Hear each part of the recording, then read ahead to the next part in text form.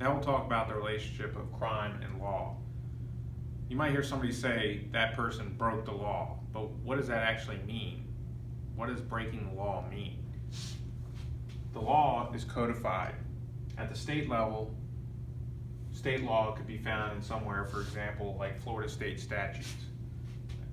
At the federal level, all federal criminal law is found within the United States Code.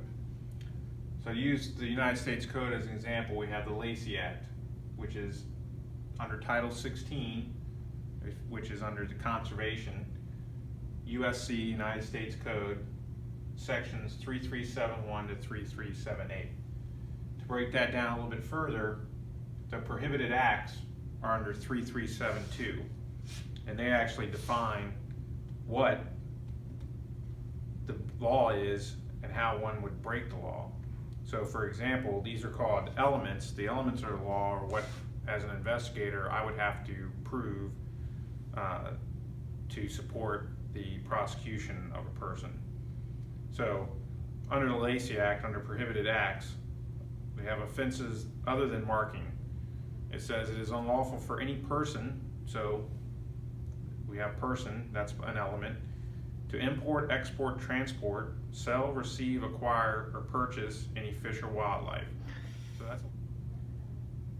So that's a lot right there. Those are all elements: import, export, transport, sell, receive, acquire, or purchase.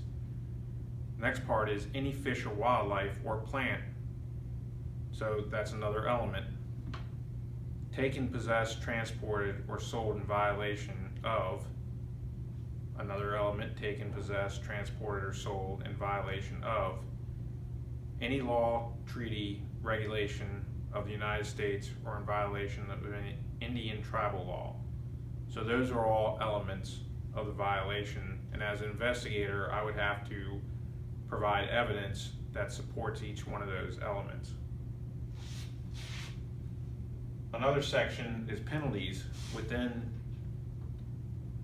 each code, or within each violation, the penalties are outlined, and in this case there's civil penalties as well as criminal penalties. Under the civil penalties, they can't be fined more than $10,000 for each violation of the Lacey Act.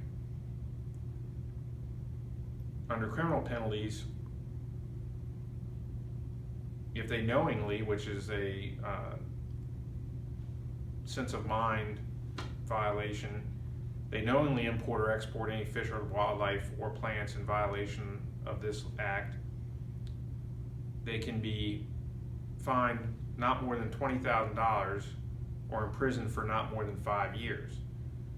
So it being 5 years, it means this is a felony violation. There's also a misdemeanor violation. And then the next section that we are concerned with is enforcement.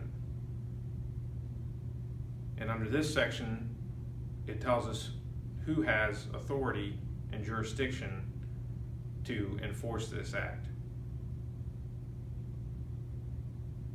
And in general, it says the provisions of this chapter and any regulations shall be enforced by the Secretary, and for this they mean the Secretary of Commerce or the Secretary of Interior, as well as the Secretary of Transportation, which actually involves the Coast Guard, which now falls under the Department of Homeland Security, and also the Secretary of the Treasury, which actually refers to U.S. Customs, which also now falls under the Department of Homeland Security.